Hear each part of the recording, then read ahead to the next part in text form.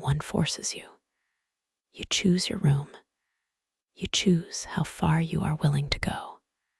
Sarah looked down at her worn-out sandals, her calloused hands, the holes in her faded dress. She thought of her brother, still dropping out of school because she couldn't pay his fees. She thought of her mother's grave, the promise she had made to succeed. Her heart felt like it was being torn in two. Nicole smiled sadly. Don't decide now. Go home. Think, when you're ready, call me. But remember, Sarah, the longer you stay in poverty, the louder it screams. They walked back towards the exit. Sarah's head spun with images, the snake cages, the man lying peacefully with a stranger, the laughter in the humiliation room. Outside, the night in Kilimani was calm. The Lexus waited for them. Nicole drove Sarah back silently, the city lights blurring past the window. When they reached Mathare, Nicole parked. She touched Sarah's hand gently. Whatever you choose, I'll be here. But know this, the door will not always be open. Opportunities vanish. Sarah stepped out. She looked around at the muddy alleys, the stench of sewage, the children fighting over scraps. Then she looked back at Nicole, glowing in her luxury car, face calm and perfect. For the first time, Sarah wondered, maybe poverty is worse than any room in that house. That night, she could not sleep. Her mind was a storm.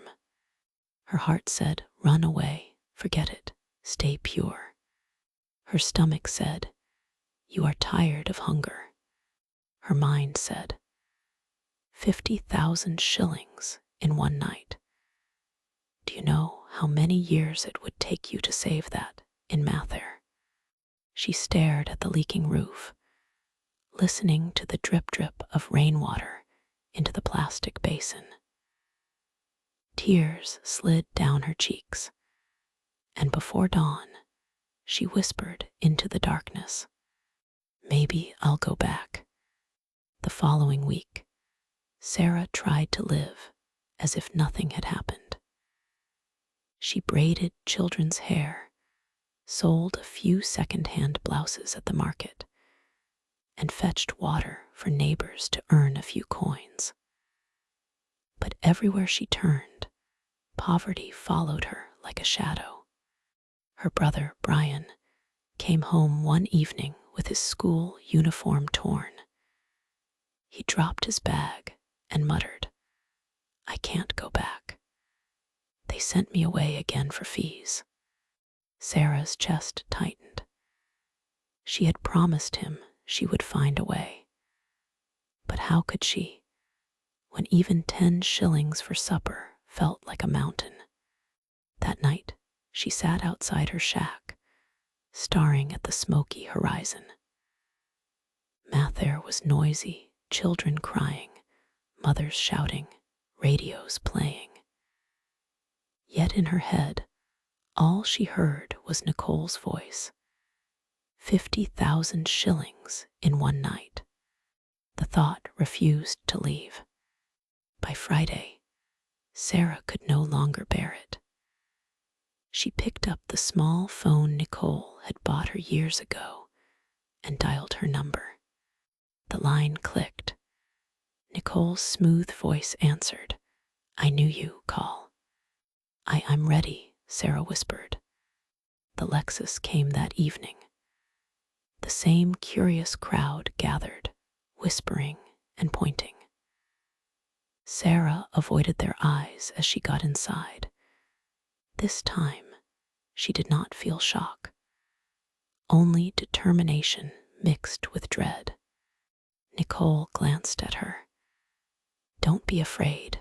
Remember, you choose what you can handle. Sarah nodded silently. The city passed by, glowing with lights. They arrived at the mansion once more.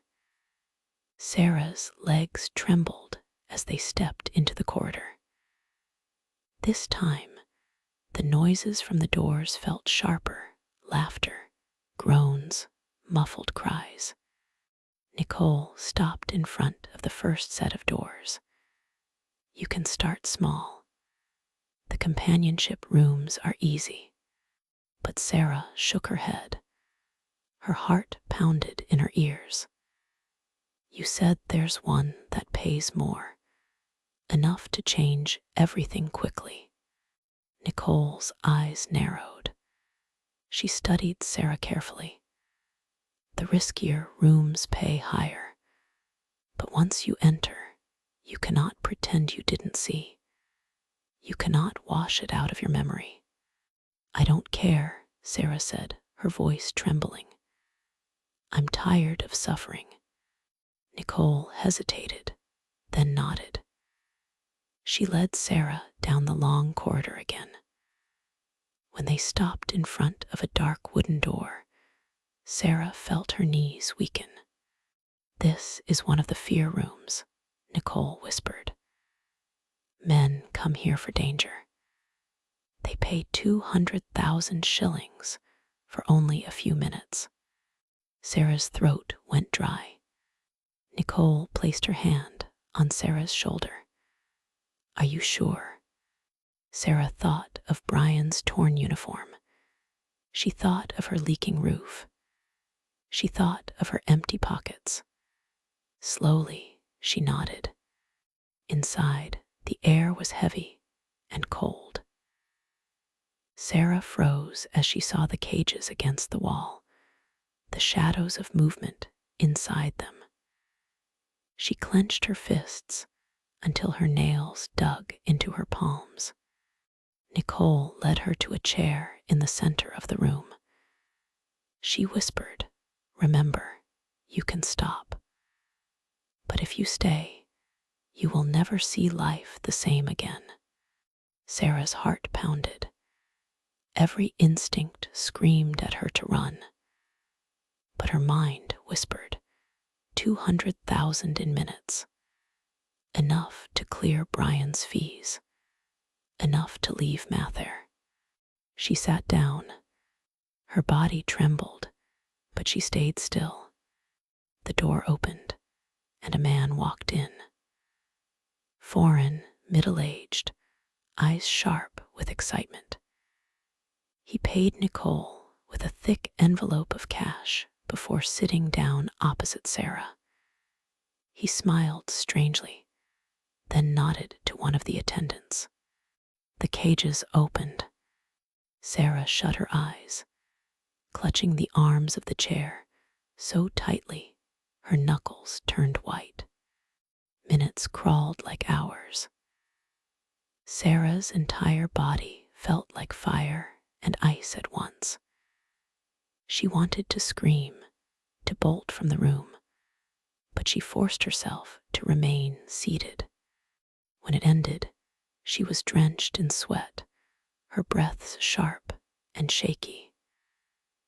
The man laughed lightly, satisfied, and walked out without a word. Nicole rushed to Sarah's side. Are you okay? Sarah could not speak.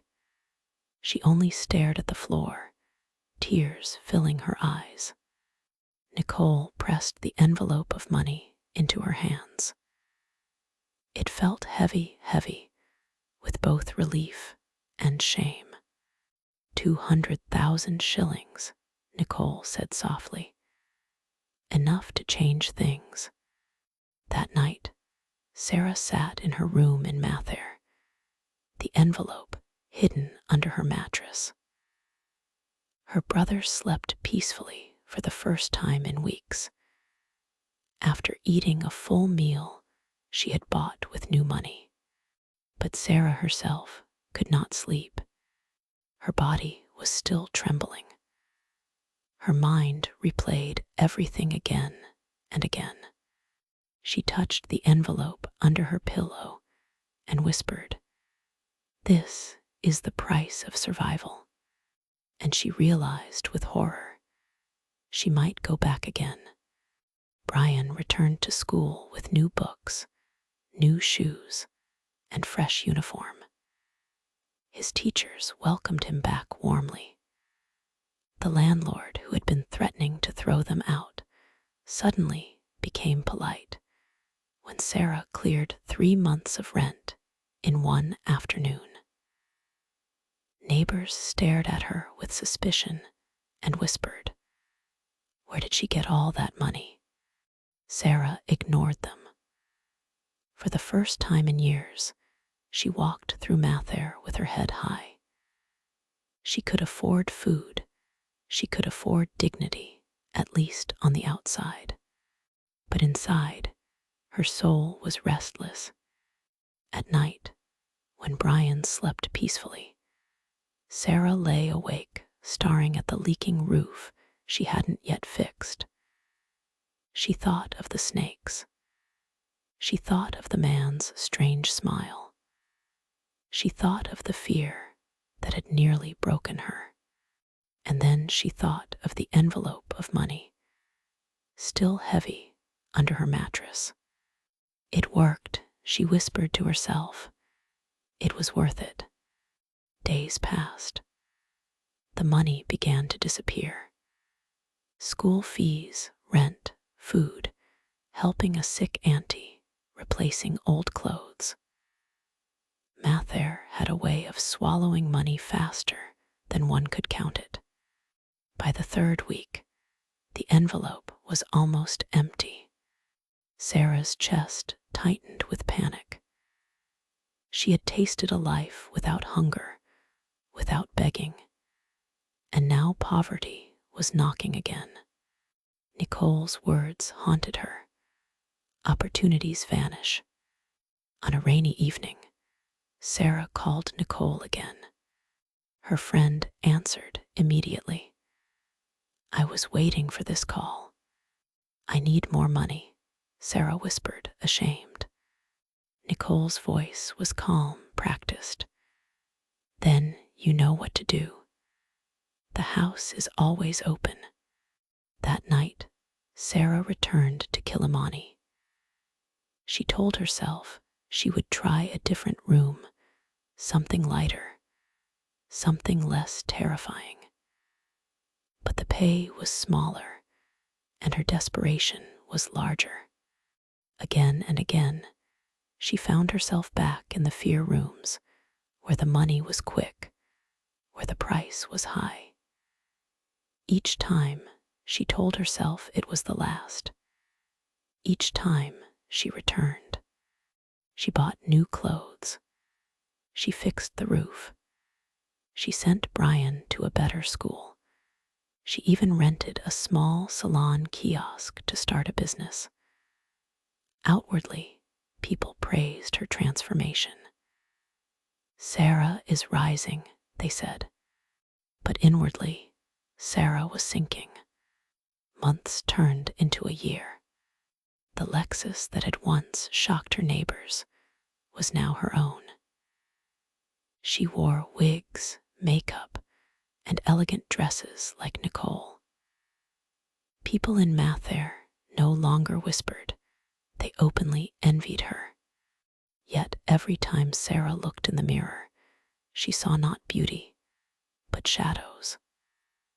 Her eyes carried memories no money could erase. Brian noticed it too. One night, he asked quietly, "Dada, what do you do in Kilimani?" Sarah froze. Her mouth went dry. "I work in business," she lied. But her brother's eyes, sharp and innocent, seemed to see through her. He said nothing more, but the silence was louder than questions. One evening, Sarah returned from Kilimani later than usual. She parked her Lexus outside her kiosk, intending to check the day's sales. But as she stepped out, she noticed a group of men across the road staring at her. Their eyes were sharp, their whispers low. Her heart pounded. She had seen men like them before, not customers, but watchers. Nicole had warned her. The deeper you go, the more dangerous it becomes. Some men don't want their secrets exposed. They own you in silence. That night, Sarah barely slept. Weeks later, something worse happened. One of her classmates from university spotted her leaving the Kilimani mansion. The next day, rumors spread like wildfire online. Sarah from Mathare, look at her new car. Where does the money come from? SCR.